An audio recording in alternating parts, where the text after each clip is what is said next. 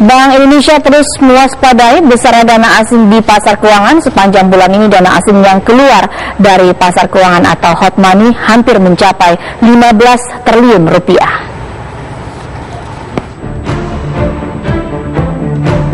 Setelah mengalir deras ke Indonesia di awal tahun, aliran dana asing di pasar keuangan atau hot money mulai berbalik arah. Sejak awal bulan Maret ini, asing mulai menarik dananya di pasar saham dan obligasi. Rencana kenaikan suku bunga di Amerika Serikat mulai memicu aliran dana ke negeri Paman Sam itu. Dana-dana investor mulai ditarik dari seluruh dunia, termasuk dari Indonesia. Sepanjang bulan Maret, hot money yang keluar dari Indonesia hampir mencapai 15 triliun rupiah. Di pasar saham sebesar 5,5 triliun rupiah dan obligasi sebesar 9,3 triliun rupiah. Gubernur Bank Indonesia Agus Martowardoyo mengaku pihaknya terus mewaspadai potensi keluarnya dana asing.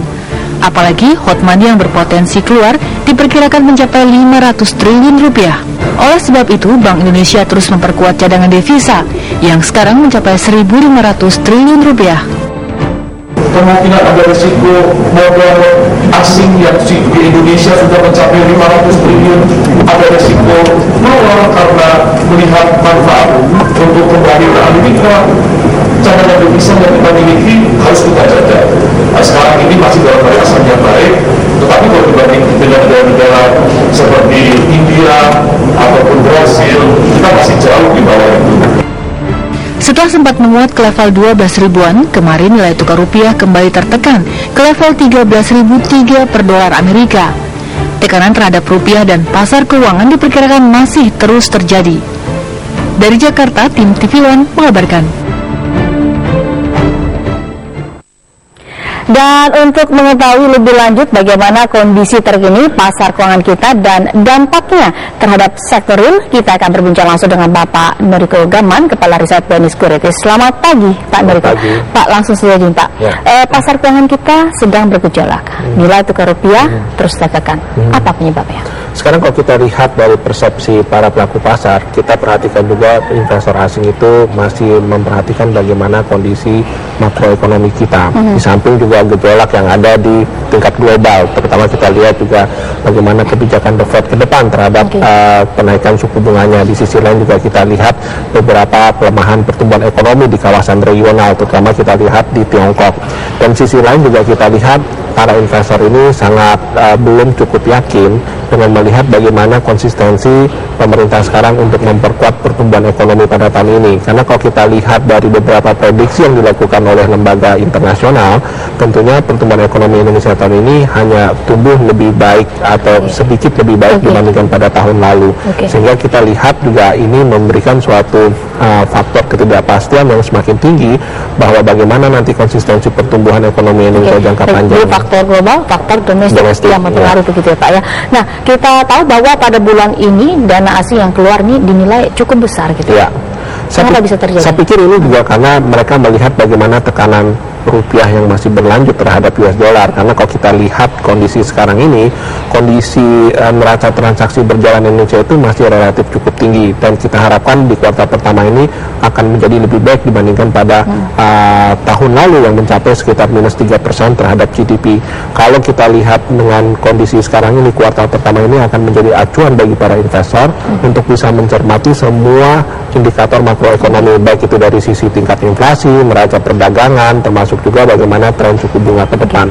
Bagaimana proses keluar dana asing dari Indonesia dan di instrumen mana saja dana asing diparkir? Saya pikir beberapa dana asing yang keluar ini terutama dari instrumen yang berbasis di pasar modal, baik pasar obligasi ataupun di pasar saham. Kalau kita perhatikan pasar saham kemarin ini beberapa hari terakhir mengalami tekanan jual yang cukup substansial karena memang ketika rupiah juga mengalami tekanan terhadap US dollar dan banyak investor asing yang mulai merealisasikan keuntungannya. Tapi saya pikir kondisi ini adalah bersifat jangka pendek karena kalau kita cermati saat sekarang ini kepemilikan saham bagi investor asing di bursa saham Indonesia itu masih cukup dominan, rata-rata di atas 60%.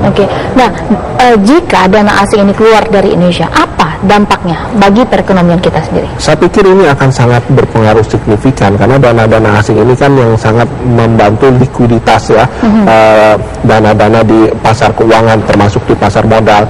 Kalau mereka misalnya melakukan capital outflow secara masif, tentunya ini akan berpengaruh terhadap ekspektasi pertumbuhan ekonomi Indonesia yang akan relatif melambat, dan yang kedua juga akan memberikan tekanan yang cukup signifikan terhadap koreksi indeks harga saham gabungan ke depan, dan itu juga akan mempengaruhi bagaimana korporasi yang ada di Indonesia, di mana dana-dana asing itu kan sebenarnya sangat dibutuhkan untuk ekspansi perusahaan-perusahaan tersebut. Dan di sisi lain juga kita lihat kalau kita mengalami situasi yang seperti itu, akhirnya membuat nilai tukar rupiah semakin mengalami tekanan yang cukup dalam, dan kita lihat capital outflow yang mungkin terjadi secara masif itu akan membuat investor asing itu lebih memburu dolar dibandingkan dengan mempertahankan nilai rupiahnya di Indonesia. Nah, ini menurut Bank Indonesia, dana asing yang berpotensi keluar ini bisa mencapai 500 triliun rupiah. Apa yang memang bisa terjadi? Saya pikir hal itu mungkin terjadi secara masif kalau ternyata ekonomi kita mengalami tren perlambatan yang cukup panjang. Di sisi lain juga kita melihat bahwa resiko investasi di Indonesia semakin tinggi, terutama kita lihat dari faktor domestik, baik itu dari sisi politik di dalam negeri ataupun juga dari sisi kebijakan pemerintah di dalam merencanakan pertumbuhan ekonomi ke depan. Kalau hal itu terjadi, tentunya ini akan membuat Indonesia akan mengalami resesi ekonomi kalau dana-dana asing sampai sejumlah itu mengalami capital outflow ya. Lalu apa yang harus kita lakukan nih Pak untuk mengantisipasi dana asing ini tidak? Saya pikir pemerintah dan BI harus saling bekerja sama ya di dalam membuat harmonisasi kebijakan di bidang moneter ataupun bidang fiskal, sehingga menciptakan iklim investasi yang kondusif. Pertama kita lihat kalau dari moneter, BI harus bisa memperhatikan dalam menetapkan suku bunga BI rate-nya secara hati-hati.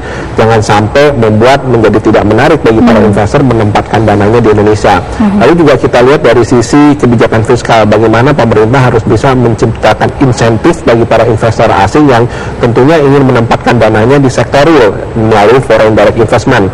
Dan ini sangat penting karena yang kita butuhkan dana-dana asing itu sebenarnya adalah dana-dana jangka panjang, bukan dana jangka pendek, di mana yang diperuntukkan dana jangka panjang ini yang lebih membuat ekonomi kita menjadi lebih baik dibandingkan dana-dana jangka pendek yang hanya ditempatkan di portofolio, baik itu di pasar obligasi ataupun di pasar saham. Kalau kita lihat kan perekonomian kita ini kan terus melambat ya. Nah, untuk BI rate sendiri apakah masih bisa turun atau bagaimana? Saya pikir BI rate masih ada ruang untuk mengalami penurunannya. Ya, kalau kita lihat indikator inflasi Indonesia itu sudah mulai relatif melandai, namun kita masih terpengaruh oleh kondisi tekanan rupiah terhadap dolar yang masih bergerak secara fluktuatif. Kalau melihat potensi penurunan BI rate, kita prediksi mungkin ada ruang sampai ke 25 basis point ke 7,25% pada tahun ini. Hal ini tentunya bergantung bagaimana nanti keadaan ekonomi Indonesia pada beberapa kuartal ke depan, terutama kita lihat dari neraca perdagangannya, lalu bagaimana juga transaksi berjalannya, dan semua aspek itu akan menjadi penilaian. IHSG juga mulai tertekan dalam beberapa hari terakhir. Kedepannya ini seperti apa Pak? Saya pikir indeks harga saham gabungan masih akan berlanjut mengalami tekanannya, dan indeks itu masih mengalami volatilitasnya yang cukup tinggi dalam beberapa waktu ke depan ini. Dan kita lihat sebenarnya indeks harga saham gabungan ini sudah mengalami kenaikan yang cukup signifikan dalam kuartal ini ya. Dan kalau kita lihat penyesuaian daripada indeks ini sekarang sedang mengalami konsolidasi, di mana indeks itu mengalami tekanan akibat aksi ambil untung para pelaku pasar, terutama kita lihat investor asing. Namun kalau kita melihat pada waktu ke depan ini, indeks masih memiliki peluang untuk mengalami penguatannya, karena kalau kita perhatikan sekarang ini, pemerintah mencoba untuk memperbaiki struktur ekonomi Indonesia supaya menjadi lebih solid dan lebih baik, dan ini yang juga akan merefleksikan bagaimana nanti laba-laba korporasi ketika ekonomi Indonesia bisa tumbuh lebih stabil, itu berdampak positif. Baik, kita akan bincang lebih lanjut bagaimana, berapa besar target untuk IHSG tahun ini. Dan pemirsa jangan kemana-mana, Kabar Pasar masih akan kembali, tetap bersama kami.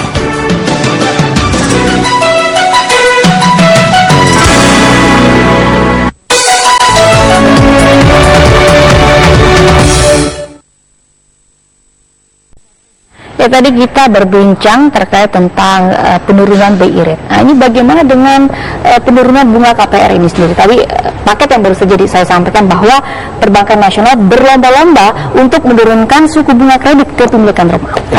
Sebenarnya ini juga memberikan satu refleksi yang sejalan dari kebijakan BI untuk menurunkan suku bunga BI rate, dan ini juga akan ditranslasikan penurunan suku bunga di sektor perbankan. Kalau kita lihat dengan bagaimana bank-bank itu untuk bisa menurunkan suku bunga ini, tentunya ini kaitannya juga dengan bagaimana rencana pemerintah untuk membangun perumahan rakyat yang lebih luas, dan ini juga akan sangat mendukung sektor properti. Dan kalau kita lihat dari sisi bunga yang turun, tentunya juga ini akan bisa meningkatkan bank dalam menyalurkan kredit.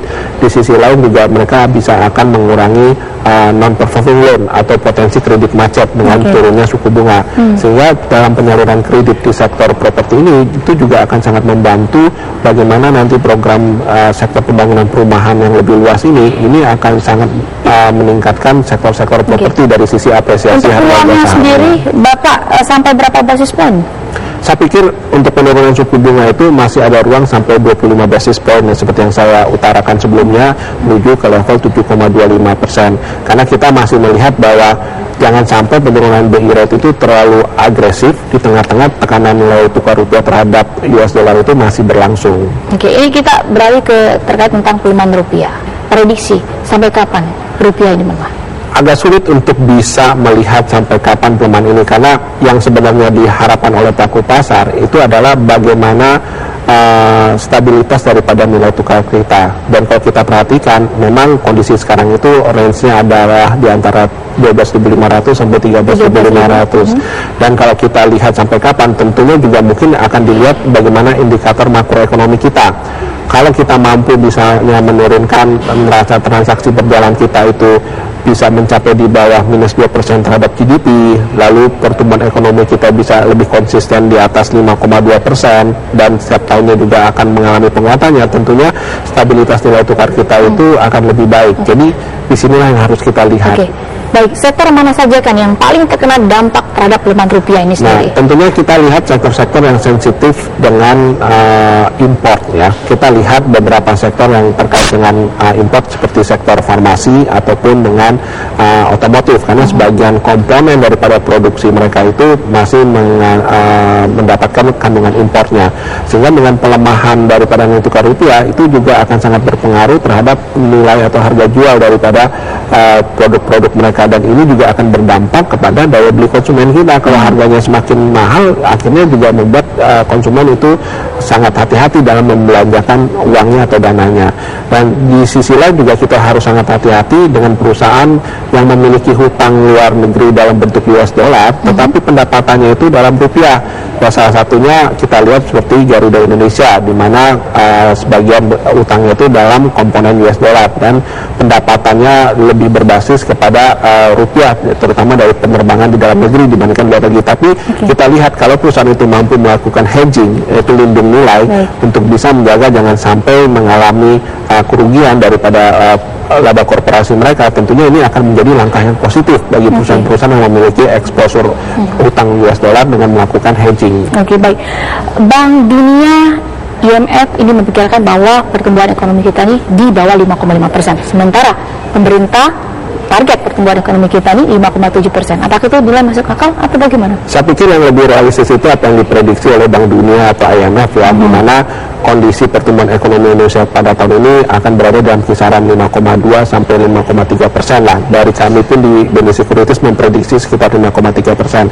Hal ini terkait juga dengan kondisi bagaimana neraca perdagangan kita yang relatif juga menurun, terutama dari sisi impor dan ekspor. Dan kita juga melihat bahwa kondisi sekarang ini justru yang diharapkan adalah bukan pertumbuhan ekonomi yang tinggi, tapi bagaimana stabilitas pertumbuhan ekonomi itu yang berkualitas dan juga hasilnya merata secara keseluruhan di Indonesia. Dan di sisi lain juga kita harapkan bahwa realitas daripada potensi pertumbuhan ekonomi kita pada tahun ini memang lebih banyak kepada pertumbuhan ekonomi di bawah 5,5% dibandingkan apa yang diperkirakan oleh pemerintah. Jika ekonomi tumbuh lambat, bagaimana dengan target pajak diperkirakan tak tercapai, apa dampaknya ke program pemerintah? Kita akan lanjutkan perbincangan kita, Pak ya. Dan pemirsa, Kebapasan masih akan kembali, jangan kemana-mana, tetap bersama kami di Kebapasan.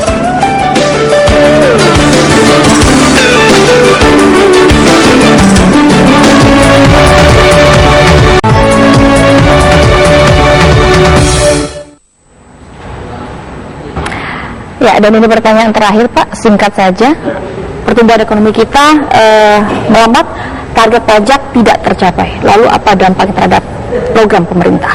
Saya pikir ini juga akan menghambat realisasi dari proyek pembangunan ekonomi ke depan, terutama di sektor infrastruktur. Jadi perlu harus dipertimbangkan bagaimana strategi pemerintah dalam meningkatkan pendapatan atau penerimaan negara dari pajak ini. Tentunya harus ada memperluas basis objek pajak, bukan hanya perorangan tapi juga korporasi. Oke, baik. Baik, terima kasih sudah bergabung bersama kami Bapak Nuriko Gaman, Kepala Riset BNI Sekuritas. Terima kasih.